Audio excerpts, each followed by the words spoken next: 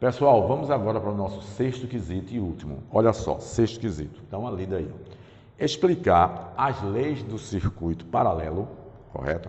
Até colocamos aqui, ó, circuito paralelo, com referência à tensão, corrente e à resistência elétrica, certo? De um circuito elétrico ou eletrônico. Então vamos lá. Então temos aqui um circuito, estou aqui um circuito simples, paralelo, uma bateria e 3 resistores. Como é que se comporta a tensão, pessoal? Veja, a tensão que vai chegar aqui nesse ponto de R1 vai ser a mesma que chega nesse, que é a mesma que chega nesse. Então a tensão é a mesma, certo? Que vai chegar em cada um deles. Então a tensão aqui eu posso dizer que é a mesma. É a mesma em todos os componentes, certo? É a mesma. A gente já viu isso aí. Agora, segundo, como é que vai ser a corrente elétrica nesse circuito aí, paralelo? Veja, cada uma vai passar a sua corrente. A corrente de R1, vai passar aqui a corrente de R2, certo?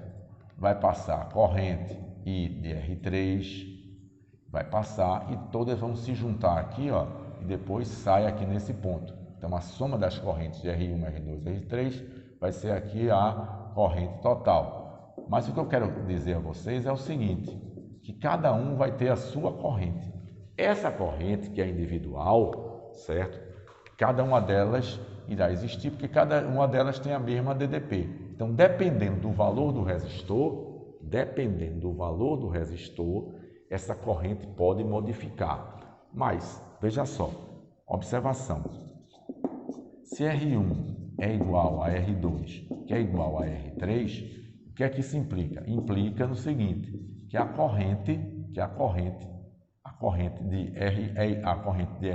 em R1 é igual à corrente de R2, que é igual à corrente de R3.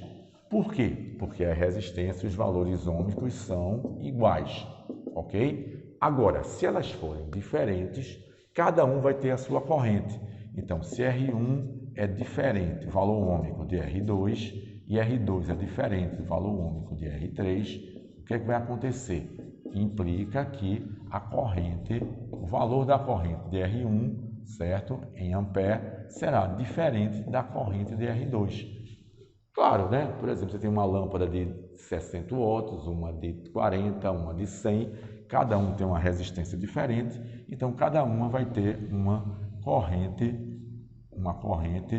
diferente, ok? Agora vamos para a resistência. Agora temos um probleminha na resistência. A resistência do circuito paralelo, o que é que vai acontecer? Veja só.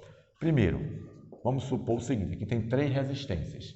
Se as 3 tiverem o mesmo valor, vamos supor, se R1, a resistência ômica, é igual a de R2, certo? E que é igual a de R3, se as resistências forem iguais, como é que eu sei qual é a resistência equivalente geral?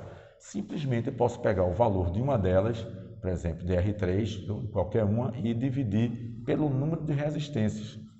Nesse caso tem 3. Então, divido por 3 o valor, eu vou encontrar o valor em ohms, certo? Se tivesse 4, dividia por 4. E isso, pessoal, atenção, só ocorre quando R1, o valor ômico de R1 é igual ao de R2, igual ao de R3. Ok? Atenção. Agora, tem um outro caso. O outro caso é o seguinte, e se forem diferentes, R1 for diferente do valor ômico de R2 e R2 diferente de R3, o valor ômico. Aí, pessoal, vai para uma outra regrinha que a gente viu, né? A gente pode fazer essa regrinha aqui. Existem duas maneiras de fazer. Vamos fazer essa maneira como nós vimos fazendo. A gente pode fazer assim. A gente pega o valor de duas delas e faz que a resistência equivalente da resistência R1 e R2. Pronto. Então, a gente multiplica R1, valor ômico, vezes R2, dividido por R1 mais R2. Pronto, vamos ter a resistência equivalente dessas duas aqui. Um valor que eu vou encontrar aqui, vamos supor que eu chame Y, achei o valor equivalente. Ou então vou botar aqui o valor equivalente, R equivalente. Pronto. E agora faço com a terceira. Então, a resistência total Agora, equivalente, a total equivalente vai ser R, que eu encontrei, equivalente, vezes R3, o valor único de R3, dividido pela resistência equivalente, que foi a que eu encontrei, mais R3. Então, aí eu vou encontrar o valor da resistência total equivalente desse circuito. A gente já fez vários exercícios sobre isso aí, pessoal. Ok?